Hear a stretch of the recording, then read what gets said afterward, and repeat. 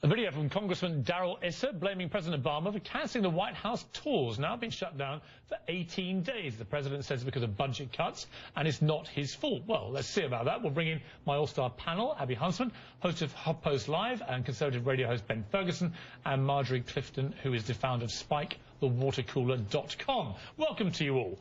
Let me start with you, Ben Ferguson. I imagine you're foaming at the mouth about this. So I find it completely baffling, I must say. It costs $74,000 a week to let these White House tours go on. 11,000 Americans, mainly Americans, go through the doors and see the home that basically belongs to the American people. What do you make of this? Yeah.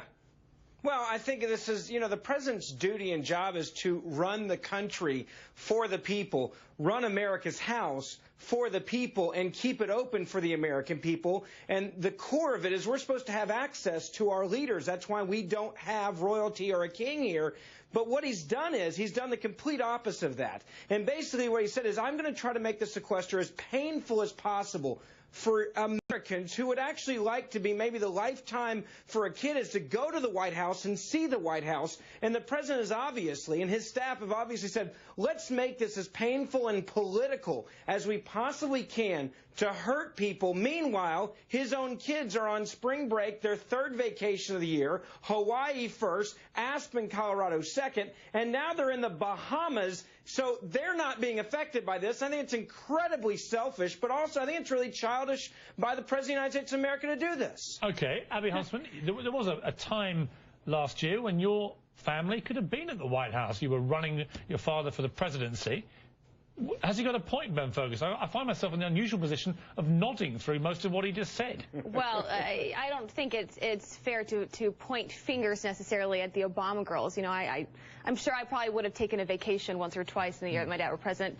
Look, we are increasingly living in a garrison state. I think we have to look at the bigger picture here. How much are we spending on travel? How much are we spending on security? I mean, look at Vice President Biden's trip alone. He spent one night in Paris. I think it was nearly $600,000. So you have to say, this is crazy. Like, how much are we spending on all of this? And at the same time, we're not allowing White House tours. So I think the bigger the entourage you have, and the more you're spending on travel, the less, I guess, the more out of touch our elected officials are with the American people. It's exactly why we need these White House tours. I do agree with Ben, though, that it's these White House tours that keep the American people in touch with their elected officials. Well, it's the American people's house. It's their property. They pay for this. It's not Barack Obama's personal home. Marjorie Clifton, I mean, it seems to me that it dropped a clang here. It looks like the president's chucking toys out of a pram here, punishing ordinary Americans from seeing this great house, this great, wonderful home of the president, for the sake of what? 74 grand a week. I mean, it's a pointless point-scoring exercise, isn't it? Well, there's pretty harsh words about him being mean to children. I think we have to look at what the sequestration's about, and it was about cutting non-critical activities by the federal government. And look, every time any president's in office, there's a lot of scrutiny on both sides of the aisle about what's critical and what's not critical.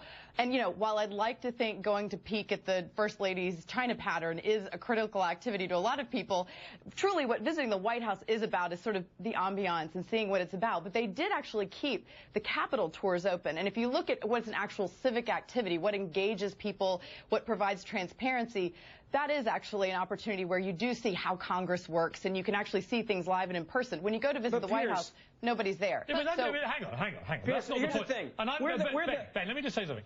I have actually got a solution here. What's that? The solution is this. American people would, I'm sure, be quite happy to pay $5 each to go and see the White House. Why stop the access? Absolutely. If the point is financial, but here's the thing. We've already paid for it. $5 throughout the period of sequester. Problem over. But there you go. Right, but Piers, here's the issue. We've already paid for the White House and his staff and the vacations and everything there. It is something that we're paying for. The fact that we even have to mention adding another $5 in there is the insanity of this whole entire issue. We're the United States of America. We're not poor. And this president has had no problem spending money, $6 trillion more, that he's added into debt. We can afford the White House being open. Are you telling me that President George Bush never took vacation? I'm exactly the point I was about to make. I'm saying the President of the United States of America, George Bush, ma'am, President George W. Bush never closed down the White House to use it as a political way to score points with the American people. That's wrong. You're getting way off topic. I think we need to get back to the bigger picture here. And where are we spending where it actually makes sense? I mean, we're talking about these huge entourages. Here's the reality, Abby. What's going to happen is that the real threat of the sequester has yet to kick in. You know, in a month's time, when the TSA will walk out and suddenly no one can fly in America, there's going to be a lot of real anger on the ground. What I don't like about this is it's so petty. And the point you made about George Bush is absolutely right. George Bush had far more holiday than Barack Obama has ever had, including his family. So, Ben Ferguson, when it comes to the holiday part, you lose me.